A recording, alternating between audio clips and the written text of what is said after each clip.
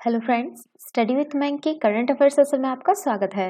ये current affair SSC, banking, railway, state PCS, CDS, CAPF, NDA और other competitive exam आदि में सहायक होंगे। आज की डेट है 24 जनवरी 2022। तो चलिए आज का करंट अफेयर शुरू करते हैं। आज का पहला प्रश्न है, किस भारतीय बैडमिंटन खिलाड़ी ने हाल ही में पुरुष एकल फाइनल में सिंगापुर के मौजूदा विश्व चैंपियन को हराकर इंडिया ओपन बैडमिंटन टूर्नामेंट जीत लिया है? Option A Lakshya Sen, option B Ashwini Ponnappa, option C Srikanth Kidambi, option D Pullela Gopichand. देखिए, भारतीय बैडमिंटन खिलाड़ी लक्ष्य सेन ने हाल ही में पुरुष एकल फाइनल में सिंगापुर के मौजूदा विश्व चैंपियन को हराकर इंडिया ओपन बैडमिंटन टूर्नामेंट जीत लिया है। 20 वर्षीय खिलाड़ी लक्ष्य सेन को विश्व बैडमिंटन संघ दौरे पर यह पहला सुपर 500 खिताब है। उन्होंने इससे पहले वर्ष 2021 विश्व चैंपियनशिप के सेमीफाइनल में श्रीकांत से हारकर कांस्य पदक जीता था। इंडिया ओपन एक वार्षिक बैडमिंटन प्रतियोगिता है जो वर्ष 2008 से भारत में आयोजित की जा रही है और यह एक BWF world tour super 500 great अंतर्राष्ट्रीय बैडमिंटन टूर्नामेंट का हिस्सा है। तो इसका जो सही आंसर होगा वो होगा आपका ऑप्शन ए लक्ष्य सेन। चलिए नेक्स्ट क्वेश्चन पे चलते हैं। क्वेश्चन नंबर सेकंड है, आवासन एवं शहरी कार्य मंत्रालय ने स्ट्रीट्स फॉर पीपल चैलेंज के लिए कितने विजेता शहरों की घोषणा की है? Option A 9, option B 10, option C 11, option D 12। देखिए, आवासन एवं शहरी कार्य मंत्रालय ने स्ट्रीट्स फॉर पीपल चैलेंज के लिए 11 विजेता शहरों की घोषणा की है और नर्जिंग नेबरहुड चैलेंज के पायलट चरण के लिए 10 विजेता शहरों की घोषणा की है। स्ट्रीट्स फॉर पीपल चैलेंज शहरों के नेतृत्व वाली एक डिजाइन प्रतियोगिता है। यह प्रतियोगिता हितधारकों और नागरिकों के परामर्श से लोगों के लिए सड़कों की एकीकृत दृष्टि विकसित करने हेतु देश भर के शहरों का समर्थन करती है। इसके तहत प्रत्येक शहर स्थान, समय सीमा और पुरस्कारों पर विशिष्ट विवरण के साथ अपनी खुद के डिजाइन प्रतियोगिता शुरू करता है। और बात करते हैं नर्चरिंग नेबरहुड चैलेंज के, तो इसमें एक 3 वर्षीय कार्यक्रम है जिसका उद्देश्य भारतीय शहरों और अन्य भागीदारों के साथ मिलकर सार्वजनिक स्थान, गतिशीलता, पड़ोस योजना, प्रारंभिक बचपन संबंधी सेवाओं और सुविधाओं तक सभी की पहुंच तथा शहरी एजेंसियों के डाटा प्रबंधन में सुधार करने के लिए विभिन्न मानकों एवं तरीकों का समर्थन करना है। तो इसका जो सही है ना, क्योंकि यहाँ बोला गया है स्ट्रीट्स फॉर पीपल चैलेंज के लिए कितने शहर, तो इसमें आपका सही आंसर होगा ऑप्शन सी 11। चलिए नेक्स्ट क्वेश्चन पे चलते हैं। क्वेश्चन नंबर थर्ड है, किस राज्य के युवाओं के लिए रोजगार के अवसर बढ़ाने के उद्देश्य से सरकार ने एक विशेष जागरूकता अभियान शुरू किया है? Option A Bihar, option B Assam, option C Telangana, option D Jammu Kashmir. देखिए, जम्मू कश्मीर के युवाओं के लिए रोजगार के अवसर बढ़ाने के उद्देश्य से सरकार ने जम्मू कश्मीर में एक विशेष जागरूकता अभियान शुरू किया है। अभियान CSR फ्लैगशिप अभियानों के कार्यक्रमों के तहत शुरू किया गया ताकि उत्पादकों को बड़े पैमाने पर सुगंधित पौधों की खेती करने में मदद मिल सके। भारतीय एकीकृत चिकित्सा संस्थान के विभाग द्वारा इस जागरूकता अभियान को शुरू किया गया और कृषि विभाग द्वारा विशेष जागरूकता कार्यक्रम शुरू किए गए। इन पौधों की बात करते हैं, यहाँ पे एक सुगंधित पौधों के बारे में बात किया गया है। तो इन पौधों की मदद से जो है उत्पादक और युवा उद्यमी अपनी इकाइयां स्थापित कर तथा रोजगार के अवसर उत्पन्न कर अन्य लोगों को भी इस अभियान में शामिल कर सकेंगे। बात करते हैं सुगंधित पौधों के बारे में, तो सुगंधित पौधे वे होते हैं जिनमें सुगंधित यौगिक पाए जाते हैं। मूल रूप से आवश्यक तेल, ये आवश्यक तेल कमरे के तापमान पर अस्थिर होते हैं और गंधयुक्त, हाइड्रोफोबिक और अत्यधिक केंद्रित होते हैं। इनमें फूल, कलियां, बीज, पत्तियां, छाल, टहनियां, फलों, जड़ों और लकड़ी से प्राप्त किया जा सकता है। तो इसका जो सही आंसर होगा वो होगा आपका ऑप्शन डी जम्मू कश्मीर। चलिए नेक्स्ट क्वेश्चन पे चलते हैं। क्वेश्चन नंबर 4 है, हाल ही में मतदाताओं को सशक्त बनाने के लिए किस सोशल मीडिया प्लेटफॉर्म ने जागरूक वोटर अभियान शुरू किया है? Option A Twitter, option B Google, option C Facebook, option D Instagram. देखिए, हाल ही में मतदाताओं को सशक्त बनाने के लिए ट्विटर ने जागरूक वोटर अभियान शुरू किया है। पंजाब, उत्तराखंड, उत्तर प्रदेश, गोवा और मणिपुर में विधानसभा चुनाव 2022 से पहले ट्विटर ने जागरूक वोटर अभियान के तहत कई पहलों की घोषणा की, जिसका उद्देश्य नागरिकों को अपना वोट डालने से पहले सही ज्ञान के साथ सशक्त बनाना है। ट्विटर द्वारा प्रारंभ की गई अन्य पहलों में अधिसूचना एवं अनुस्मारक तंत्र के साथ समर्थित एवं अनुकूलित इमोजी को लॉन्च करना शामिल है, जो मतदाताओं को मतदान शुरू होने के दिन अनुस्मारक के लिए स्वेच्छा से साइन अप करने की अनुमति देता है। एवं ट्विटर ने भारत के चुनाव आयोग द्वारा संचालित अपने समर्पित खोज संकेत का विस्तार किया है, ताकि लोगों को विश्वसनीय और आधिकारिक स्रोतों से चुनावों पर रियल टाइम अपडेट और विकास किया जा सके। तो इसका जो सही आंसर होगा वो होगा आपका ऑप्शन ए, ट्विटर। चलिए नेक्स्ट क्वेश्चन पे चलते हैं। हाल ही में किस देश की प्रधानमंत्री ने वर्ल्ड इकोनॉमिक फोरम की दावोस एजेंडा में अपना स्टेट ऑफ द वर्ल्ड विशेष संबोधन दिया? Option A Britain, option B Bharat, option C Nepal, option D Bangladesh. देखिए, प्रधानमंत्री नरेंद्र मोदी ने वर्ल्ड इकोनॉमिक फोरम में दावोस एजेंडा में अपना स्टेट ऑफ द वर्ल्ड विशेष संबोधन दिया। उन्होंने भारत को विश्व समुदाय में के एक अनिवार्य सदस्य के रूप में भी संबोधित किया। बात करते हैं विश्व आर्थिक मंच के बारे में, यानी वर्ल्ड इकोनॉमिक फोरम के बारे में।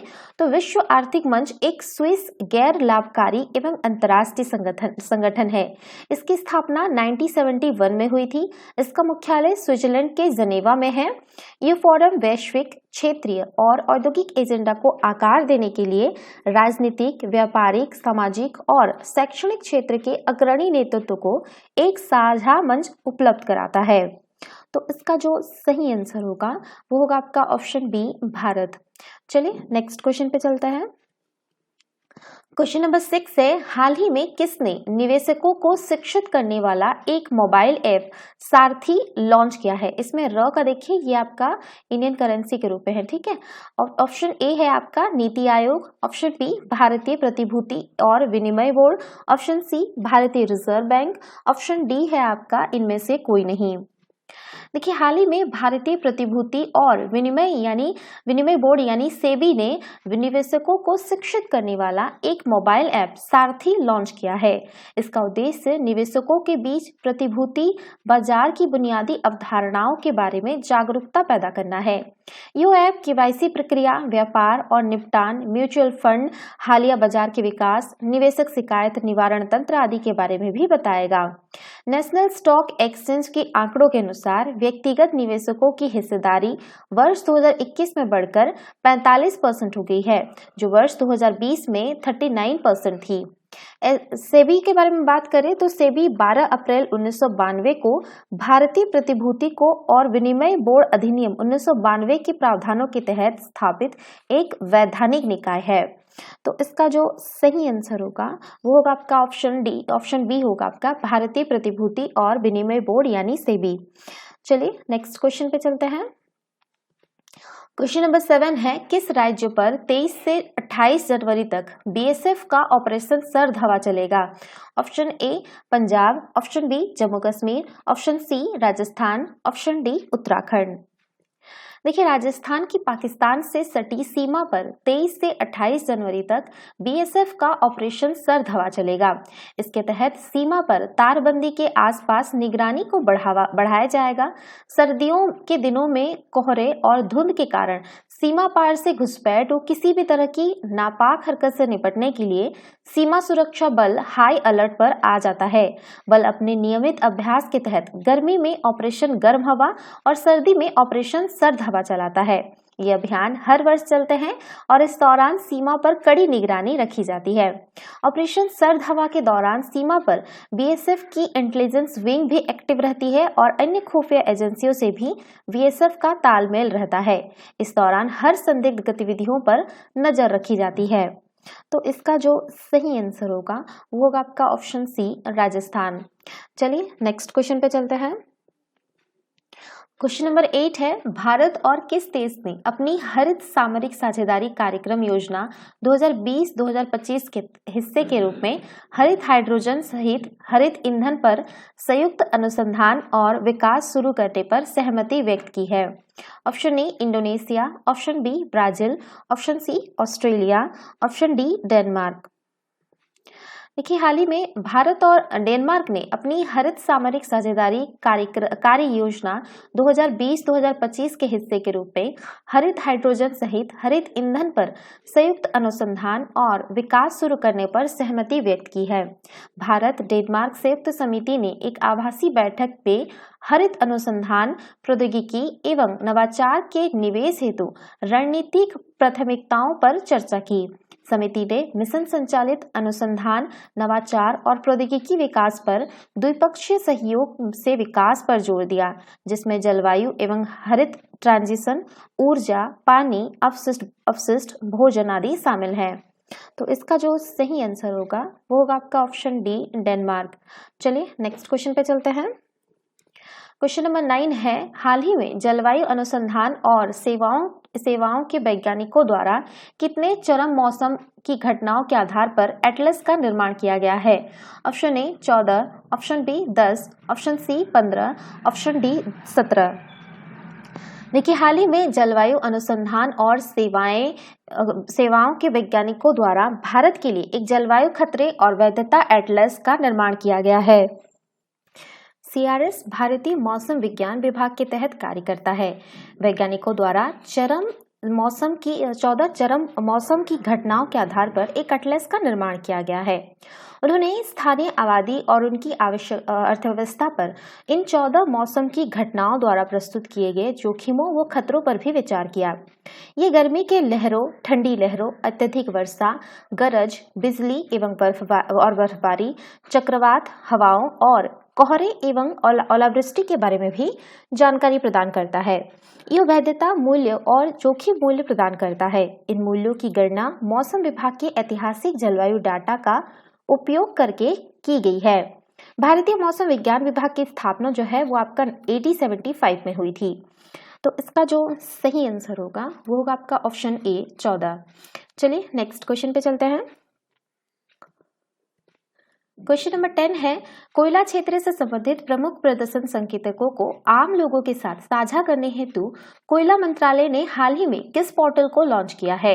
ऑप्शन ए कोयला दृष्टि, ऑप्शन बी कोयला दृश्य, ऑप्शन सी कोयला दर्पण, ऑप्शन डी कोयला आसूचना। देखिए, कोयला क्षेत्र से संबंधित प्रमुख प्रदर्शन संकेतकों को आम लोगों के साथ साझा करने के हेतु कोयला मंत्रालय ने हाल ही में कोयला दर्पण पोर्टल लॉन्च किया है। इस पोर्टल के तहत प्रारंभिक चरण में मुख्य तौर पर कोयला लिग्नाइट उत्पादन, कोयला लिग्नाइट की कुल खरीद, अन्वेषण डाटा, केंद्रीय क्षेत्र की योजनाएं, ताप विद्युत संयंत्रों में कोयला भंडार की स्थिति, बुनियादी ढांचा परियोजनाएं, कोयला ब्लॉकों का आवंटन और कोयला मूल्य से संबंधित संकेतक प्रदान किए जाएंगे। बात करते कोयले के बारे में, तो कोयले को मुख्यतः 4 रैंकों में वर्गीकृत किया गया है। इसमें पहला है आपका एंथ्रासाइट, दूसरा है आपका बिटुमिनस, और तीसरा है सब बिटुमिनस, और चौथा है आपका लिग्नाइट। यह रैंकिंग जो है कोयले में मौजूद कार्बन के प्रकार व मात्रा तथा कोयले की ऊष्मा ऊर्जा की मात्रा पर निर्भर करती है। दुनिया के प्रमुख कोयला उत्पादकों में चीन, अमेरिका, ऑस्ट्रेलिया, इंडोनेशिया और भारत शामिल हैं। भारत में कोयला उत्पादक क्षेत्रों में झारखंड में रानीगंज, झरिया, धनबाद और बोकारो शामिल हैं। तो इसका जो सही आंसर होगा वो होगा आपका ऑप्शन सी कोयला दर्पण।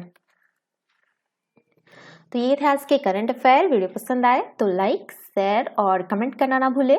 साथ ही साथ चैनल को सब्सक्राइब करना ना भूलें। Thanks for watching. Have a nice day. Take care.